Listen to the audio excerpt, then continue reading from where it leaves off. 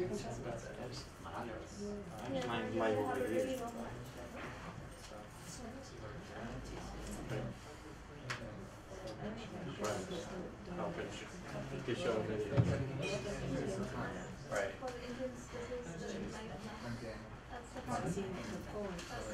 Hello everyone, we're ready to start. So welcome to our session on international relations. So it seems like we're still waiting for the other speaker, Professor Nash, but we will first start with Professor Robert Mason from the British University in Egypt, whose topic will be UAE foreign policy and the influential model, economy, alliances, and soft power in the modern Middle East. Professor? Okay, thanks very much.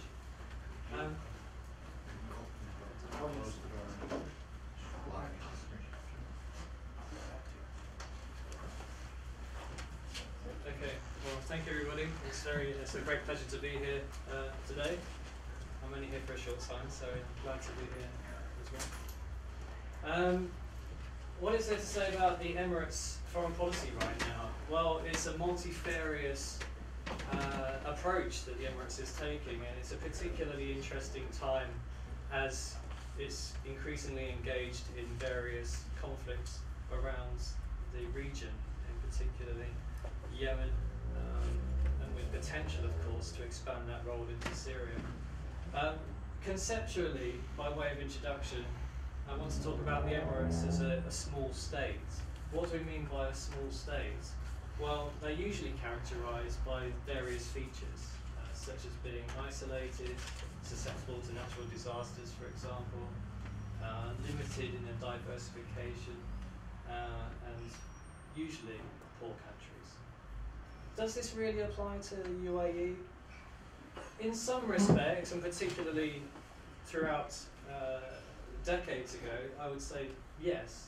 Less so now, and really this presentation covers the reasons why it's making a transition to some extent. So Emirates has been very busy at state building and state consolidation activities, primarily because these kinds of activities, in a very unique state that covers the various parts of different Emirates, trying to build cohesion and push towards a common national agenda as being really key.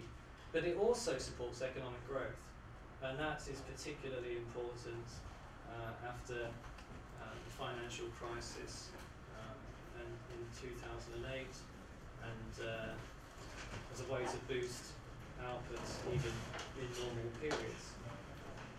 It's had uneven growth across the different Emirates. So, for example, Dubai and Abu Dhabi do very well, Sharjah and other Emirates less so. So there is a culture of commuting which is out of necessity more than as an option.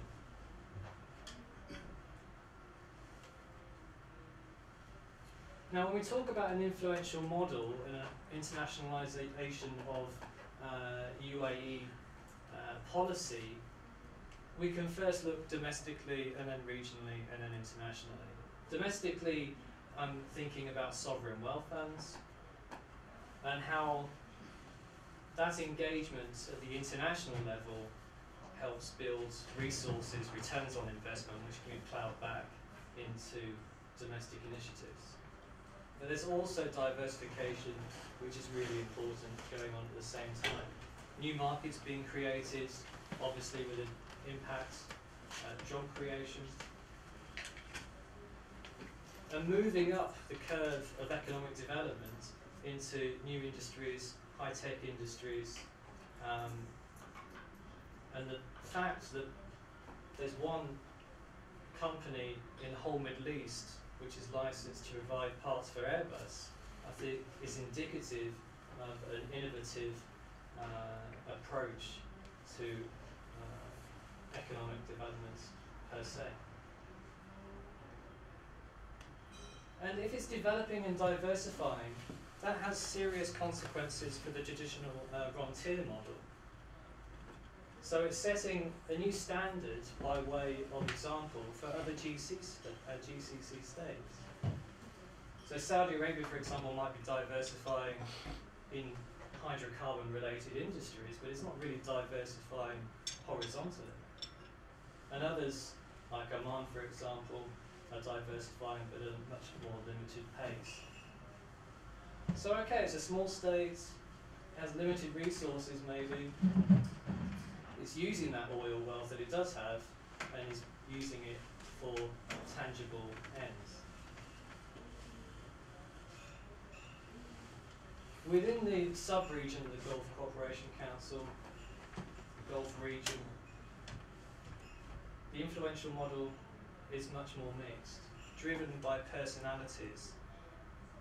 So in my research, it became very clear that the foreign ministers were talking directly to one another within the GCC states, whereas when they're dealing with Europe or the USA, for example, it's much more institutional.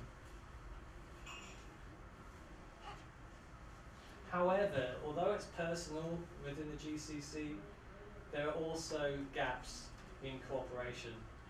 Number one, not all the states trust one another. GCC isn't as cohesive a bloc as you might imagine it to be. There's more focus on bilateral relations with external actors such as the USA, and that challenges multilateral cooperation. But what's interesting also is that the UAE is at the heart of this Iran-GCC tension. And the reason for that is really the island dispute, Abu Musa, Greater Tum, Lesser Tum Island dispute with Iran. But it's also because Dubai, for example, has quite a good relationship with Iran based on the fact that it's a trade and investment hub, and the fact that Dubai has an indigenous Iranian population. So that in itself creates discrepancies both within the Emirates and between the UAE and other GCC states, which can, to some extent, provide a source of influence in its international effect.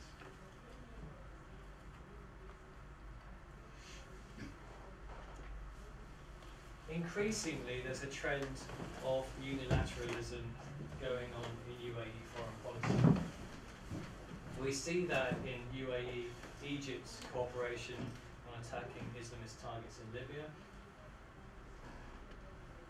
Less so in Yemen, because that's obviously in conjunction more with other GCC member states. But threat perception within the region is absolutely key.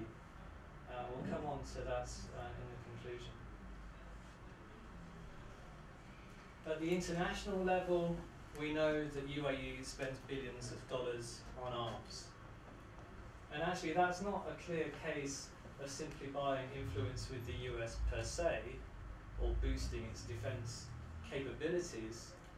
I think you also need to look at the timing of some of those purchases to realise the significance of them in terms, for example, of influencing the US to take a more constructive view of President Sisi in Egypt, for example, or maybe channeling funds to influence on other issues which it deems to be important. Aid and investment in UAE foreign policy is really an important distinguishing strand, and it's quite unusual given how it's used to bolster bilateral relationships. It's used in Muslim majority states in the Balkans, for example. It's used again in the Caucasus. And primarily it supports this idea of mediation, peace building, and more fruitful relationships to support its national interest. But of course, that money spent on arms, for example, it not only provides security through higher defence spending, but also provides longer-term capabilities into the future. So, for example, it's also investing in an indigenous arms industry, supplying arms from a range of actors, gives it relative autonomy. Base agreements, of course, are very important. Securing those key relationships, such as that with the USA, various air bases, naval bases, primarily to address this Iranian threat.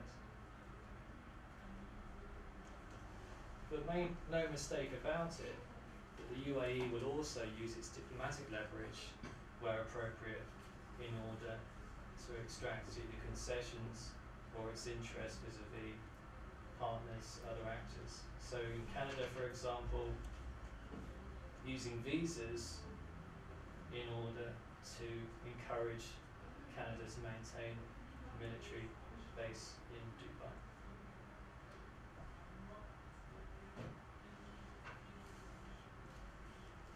So UAE is taking a polygamous approach to its international relations. This is not an uncommon theme in the international relations of the Gulf states. But they're also multi-level, and it's increasingly visible that economic, security, political issues are intimately tied and used in creative ways to enable the UAE to break out of this small state classification into a more independent state actor.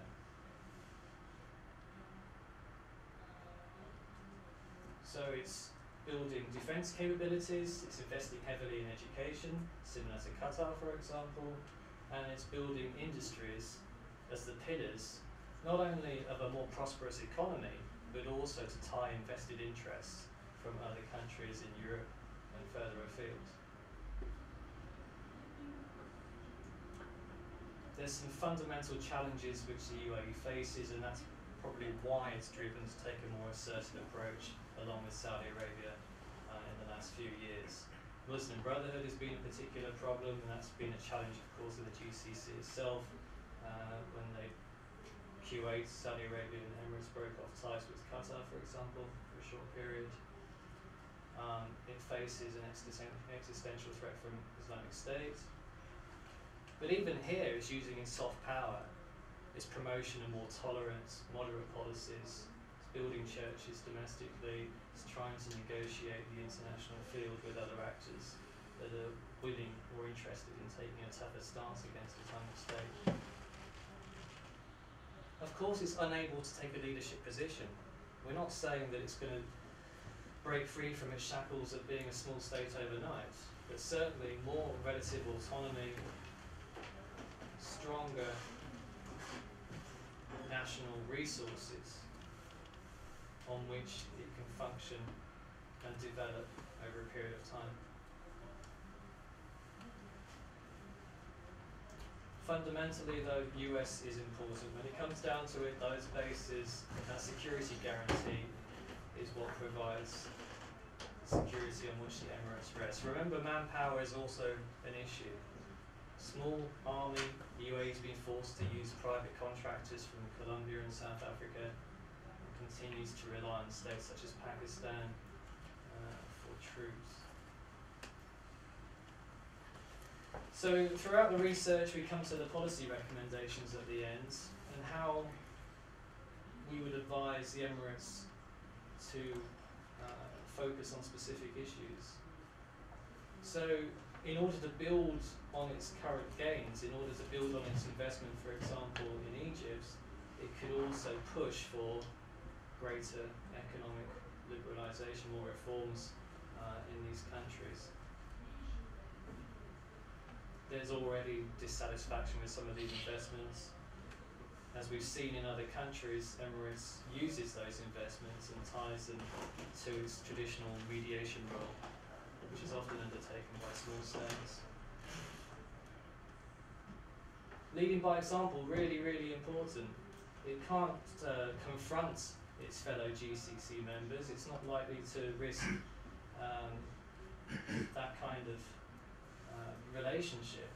But what it can do, lead by example, similar to Oman, really pushing the boundaries in terms of diversification into a post-frontier model.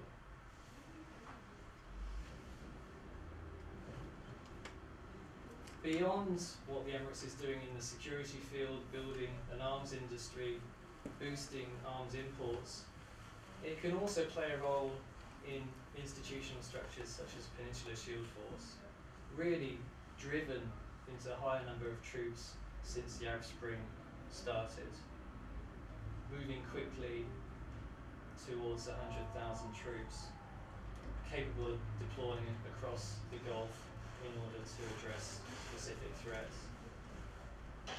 And working with others and influencing on the multilateral stage is what can give small actors significant sway over others. Ongoing negotiations with the US, bilateral relationship, as I said, very important between the Gulf states and the USA, likely to be the basis for its security for many years to come. Again, within this Iranian context, within the proxy conflicts that we see across the region. So, using this experience from other cases, seeing that what Oman did in 1991 in terms of proposing the Peninsula Shield Force, why did it fail, learning the lessons and trying to apply that kind of rational approach to its relationship with Saudi Arabia in future, figuring out that yes, in intense periods of threat like we're going through now, of course Saudi Arabia and Emirates are on the same page, but that's not always going to be the case. So looking ahead, how can we manage the downside when that threat dissipates, if it ever does, and figuring out how we can maintain influence vis-a-vis our most important neighbours. Thank you for your attention. Thank you, Professor. We'll be opening up to Q&A. So if you'd like to raise your hand, and when you ask a question, you can state your name and affiliation. My name is Timothy Thomas. I'm with the Philosophical Society of Washington. As my sense of the Gulf states is that they are a small elite on top of a very large population of immigrants, and that they maintain their control by a monopoly of military force. And unlike Saudi Arabia, which has a huge population which could occupy, which can fill Iran, can the UAE actually field an expeditionary force without with the number of actual Arabs they have, which is relatively small? So they've always got to worry about the oppressed people in their countries might revolt. They don't seem to be worried what to make of that. So there's different issues here. There's the migrant communities, the migrant workers coming from different states, and some of those states are extremely friendly states to these Gulf monarchies. So Pakistan and Egypt, for example, there's very close ties in the defence realm, for example. But in terms of rebellion, I mean, that's a political economy issue. It comes down to the idea that the Peninsula Shield Force is a GCC-owned framework, military framework, which is designed precisely to suppress the kind of uprising that is possible and is evident in places like Bahrain. Yes. There was a precedent of the troops moving from Saudi Arabia into Bahrain, not to suppress the uprising, actually it was there to maintain security across the key ministries in order to free up the troops in Bahrain to suppress the uprising. So indirectly it supported repression. But the US obviously doesn't want to get involved in this kind of issue. So therefore there's another framework, the Joint Command, in which the US is working with the Gulf allies and also through NATO in order to reassure them about the Iranian threat, and that's what is sort of externally facing, if you like. All the Gulf states have manpower issues, so it makes them extremely dependent on external actors for their own national security, and it makes their regime security, not only their national security, but the actual ruling monarchies extremely vulnerable.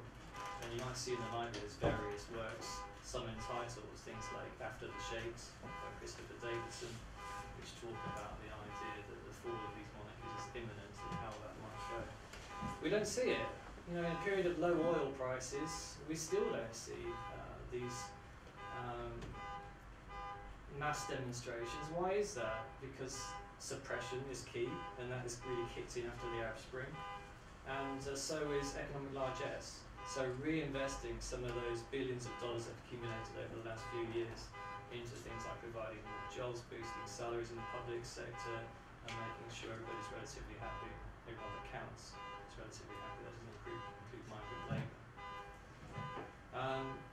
So I don't see that situation changing anytime soon, but the risk is always there, and we don't know how engagement in places like Yemen, we don't know how, if there is going to be any cooperation with the US and Syria in terms of ground troops, whether that's going to change the fundamental dynamics. Of course, Islamic State is a constant theme, and there are all sorts of other internal risks associated with dissatisfaction and elite dissatisfaction in particular.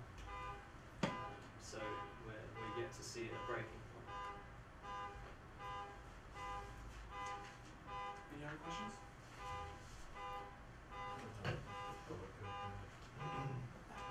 Hello, Asra Ma from the Muslim Public Affairs Council. I wanted to ask, when do you believe, just based on your research and your knowledge on the topic, when do you believe that the UAE economy versus the migrant crisis, or the migrant worker crisis, when do you believe we will hit that breaking point? Could be a wealthy man if I knew exactly when that point would be. Just an estimate. It's impossible to know, and it's going to vary by country. For most states, it's never going to happen because there's a managed transition, remember, at the same time. There's gradual reforms taking place in the political sphere. We've seen most recently in Saudi Arabia the slightly opening up for women participation in public life. So, this is a key concern of ruling monarchies. How can we manage this in a way which doesn't destabilise us to the point of becoming part of a republican model?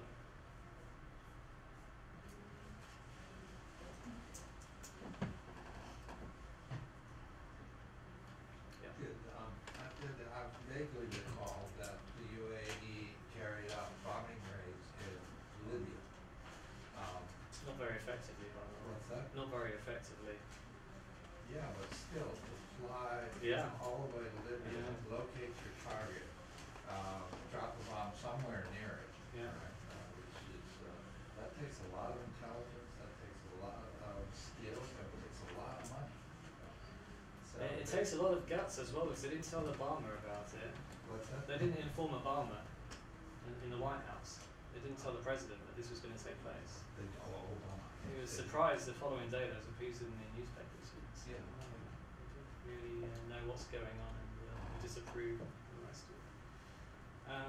By the way, going back to Obama, that's why there's not a breaking point, because in places like Bahrain it doesn't say anything. There's no condemnation about suppressive measures in that case because of border issues.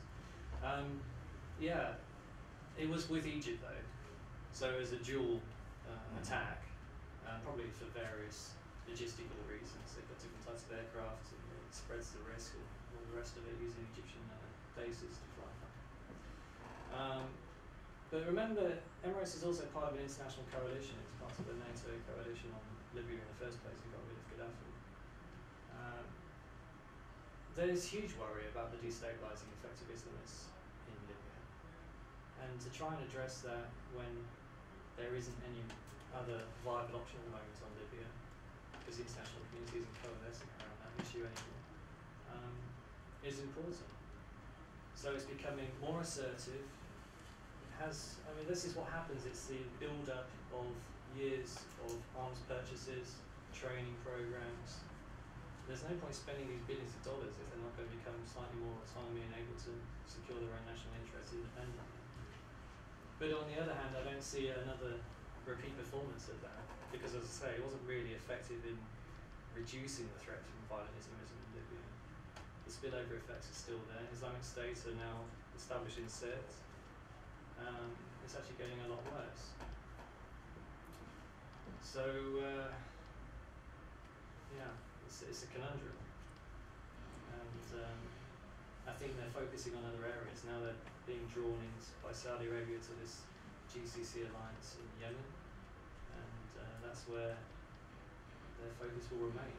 Notice that with various deaths of troops in Yemen, there's been an interesting change in Emirati society, and that martyrdom has led to increasing nationalism.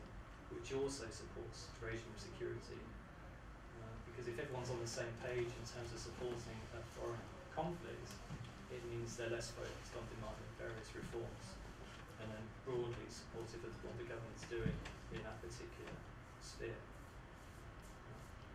So in a way, it serves the government on multiple levels. It might help increase security, it might help with their international alliances, and it might also make them less susceptible to criticism.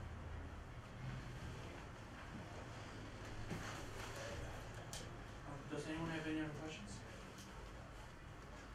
Alright,